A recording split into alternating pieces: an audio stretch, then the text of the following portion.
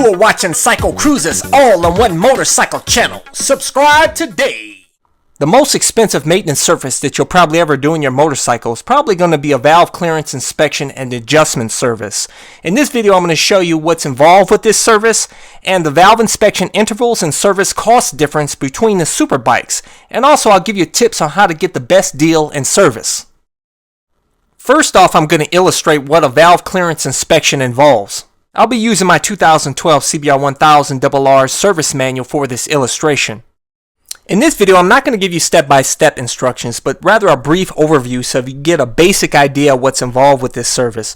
It's not difficult to do a valve clearance inspection on the bike once you get to the valves. The toughest part to it is removing all the parts and actually getting to the valves. In order to do that on the CBR 1000 RR and other bikes like this, first off, you have to remove the fairings, then you got to remove the cylinder head cover, and what's involved with that, you got to remove the radiator, air cleaner housing, pair control solenoid valve, direct ignition coils, and then after all of that, then you can start working on the valve clearance inspection. Okay, once you removed all of that stuff, this is what the cylinder head cover looks like on my bike. Okay, here's an illustration on what it looks like underneath the cylinder head cover. As you guys know, there's 16 valves. Of those valves, you have intake valves and exhaust valves. And basically, all you're going to do is take a feeler gauge. This is what a feeler gauge set looks like. And you're going to measure the valve clearance. And you're going to make sure that it falls within the specifications of the service manual. And for any valves that need adjustment, basically, you're just going to remove the valve lifters and shims from those valves that need adjustment. Okay, once you remove the shims from the valves that were out of spec, then you're going to take each shim and measure the thickness with a micrometer as shown in this illustration here. And you're going to calculate the new shim thickness using this equation. The recorded valve clearance minus the specified valve clearance plus the old shim thickness, and this should equal the new shim thickness for the shim you will be installing, so the valve clearance is within the manufacturer's specification. And then you're just going to install the new shims on the valve spring retainers and then reinstall everything. Now, wasn't that easy? Well, if you're like me and you don't want to take a chance on destroying the engine, you'll have a certified mechanic do the work for you so you know the job is done right. Now, I'm going to show you just about how much it's going to cost you and reason why you might want to avoid buying a Ducati. We'll start it off with my bikes, the CBR 1000 RR and the 600 RR, but basically all the Japanese super sports with the inline 4 engines are going to be about the same cost for this service. And for the valve clearance inspection on the Hondas, it needs to be done at least every 16,000 miles.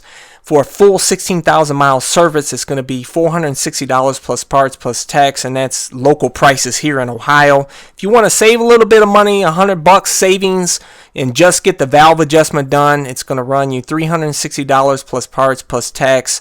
And to do the work is roughly about 4.5 hours of labor. It's about the same service cost for the Suzuki GSX-R 1000, except the service needs to be done every 15,000 miles. About the same prices for the Kawasaki ZX-10R as well, and this bike also has 15,000 mile valve inspection service intervals. The great thing about the Yamaha R1 is that the valve clearance inspection only needs to be done every 26,000 miles, and the service price is about the same as the other Japanese bikes. Okay, now for the European bikes. This is where it gets expensive. And this is why I tell you guys I stick with Japanese bikes. But first off, the KTM. I had a difficult time even finding a dealership that was still in business and open here in the wintertime here in Ohio. I ended up having to call North Carolina. The good thing about this bike is that the valve inspection only needs to be done every 18,000 miles. But the bad part is the prices are a little bit higher than the Japanese bikes. The 18,000 mile service is $600 plus parts plus taxes. And a valve adjustment only, if you want to save some money, a couple $100, it's only $400 plus parts plus taxes. But this is North Carolina.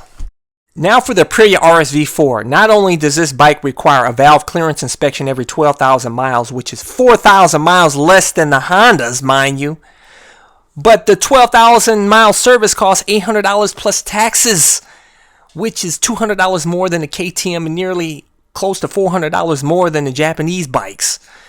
But if you just want to get a valve adjustment only, it's $500 plus taxes. And also a dude on the forum said his bike only had 2,900 miles and 9 out of his 16 valves were out of spec. I'm glad I didn't get this bike. Okay, it gets worse, folks. The BMW S1000RR. Okay, even though it only needs a valve clearance inspection every 18,000 miles, which is 2,000 miles more than the Honda, the 18,000 mile service is, get this guys, $1,000 plus taxes. But if you want to save a lot of money, do a lot of the basic maintenance yourself and have them only do the valve inspection and only run you $500 plus taxes, and that's about 5.5 hours worth of work.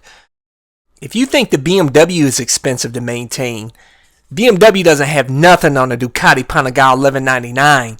To get the 15,000 mile service on this bike, get this, $1,800. That's $800 more than the full service on the BMW S1000RR. But if you want to save a bundle of cash, do a lot of the basic maintenance yourself and have them only do the valve inspection for only $1,000. They said they may even knock off maybe $100 if you take the fairings off before you bring the bike in. Too expensive for me. Here are some tips to get the best maintenance service deal for your motorcycle. First off, shop around for the best deal and always negotiate. And if you do most of the basic maintenance yourself and only have them do the valve clearance inspection, that'll help save you a bundle. Also, if you remove the fairings, a lot of times they'll reduce the price. And use a certified mechanic at a dealer that knows how to work specifically on your bike. And always try to get a warranty on the work, so that way if there's any problems you can take it up with the dealer. And also, very important, make sure you get a written inspection prior to them starting work on your motorcycle. So that way when you go pick up the bike, if you see any scratches or damage, you can immediately document it with pictures and take it up with the dealer. And if they won't help you, you can take them to small claims court and you'll have proof. I know a guy that actually had his rim scratched at a dealer and he was really pissed off, but he didn't do that pre-inspection report and I don't think they really did that much for him. But hey, just want to let you know, so I hope this video helped you. Welcome to CycleCruza's Click to Go links. Just click on the pictures below to go to my recommended videos and my social media sites. Also, don't forget to visit my blog and store at CycleCruza.com. If you have any trouble clicking on these links, they are also provided in the info section of this video. Thank you and subscribe today.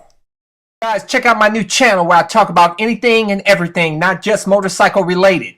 CycleCruza Motovlog.